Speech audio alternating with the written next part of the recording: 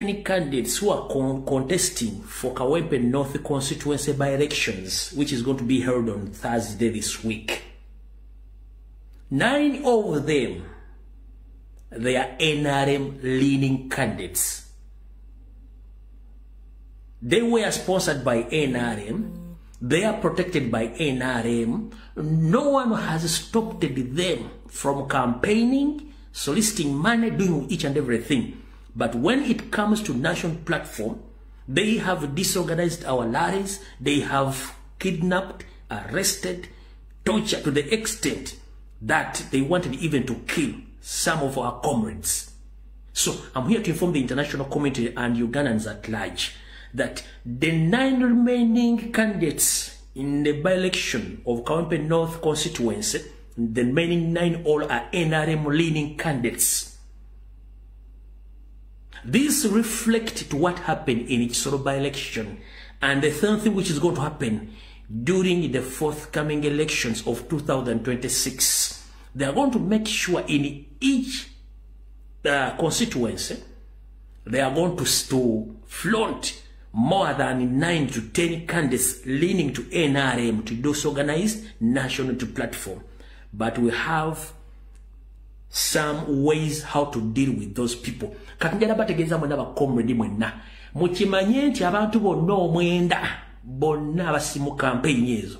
Bonna bantu ba NRM. Bagenda kulonda mune bagala nnyo muwala wa Moses Kigongo oyo Omunyarwanda gwe baagala yabaliidinga. Bwe kinaba kibalidde nnyo nga baleeta oli eyayita mutabani wa Segirinya eyali mu lukwato olumutta. Ekyo nkibagambye njagadde kiberera udandikirya mu kitegere bulungi nnyo. Kata utuvuddewo. Abasajja bano olwaleero njagala tulabe mu video njengero bazanyira.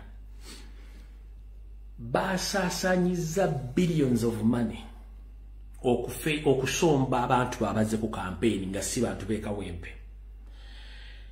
Njagala musome body language yayo seri olulimi lw'omubiri. Njagala musome toni y'ebigambo byayogera. Njagala musome body language y'abantu abaze Kawempe kulaale ye. Ayogera bilala abantu bali ku bilala buli omu ali ku bilala. Kitegeeza these people are not connected kubanga they are not the residents of Kawempe North constituency. These people were brought by aid from different parts of Kampala and they were paid, fully paid. So njala mwina bazanyira ka video kano mbala mutunne mwina mwagera kola ebiga Museveni byayogera Bosco tebikwatagana nabayogera nabo buli omu ali kubanga balinda bulinzi gundi amalo okwogera buli mwafune sente zimuzaayo. Njagala mutunne bulungi nnyo ka video kagenda okuzanya then mbalagene ka video akalaga emmotoka zonna ezisobya abantu zezibadde zeekwese mugenda kutya akatambika mu katunulire nnyo.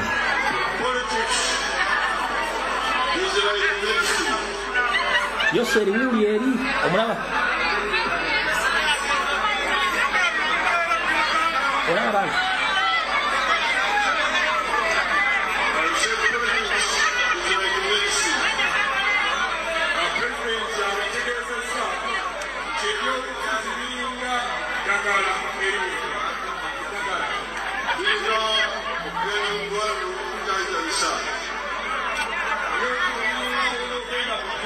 obalaba musome video eyo.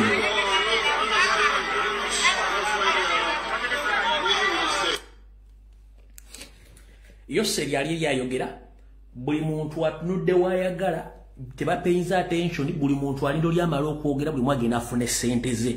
Kankabadde mu kategere bulungi nnyo.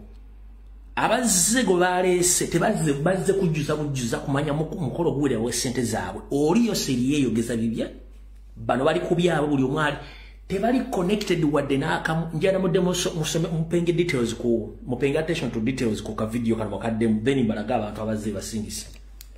Ulira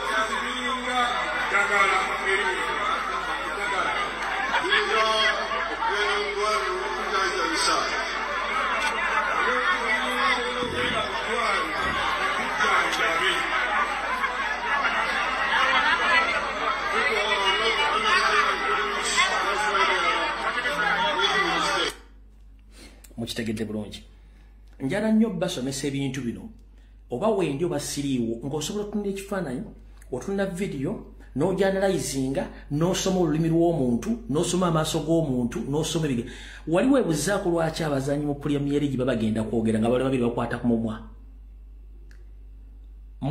mu kisaawo omwo mubeeramu bannamawulire ne bakafumu abasoma emimwa gy'omuntu nti gyogedde ekigambo ki kyovula boogera bakutte ku mutwe tebaagala basajja bali babayita balips leader oba rep leader basoma emimwa gino basoma ekigambo nga bwe wadde okyogera bajja okyogera wadde abaakuli mu kibangirizi kati njala nnyo musome ebintu bino oba osome ekifaananyi oba osome video oba entunula y'omuntu mulina okubeera abakalabakalaba ng'obwana bw'omusota n'otandika okusoma omuntu olina okusoma omuntu yenna olina okusoma omuntu n'omutegeera olulimi lw'omubiri amaaso googera ki ayogedde ki akyogedde mu mbeera ki kiringa bw'onoogenda ewantu nga tomanyi lulimi lwayo nga bagenda kulya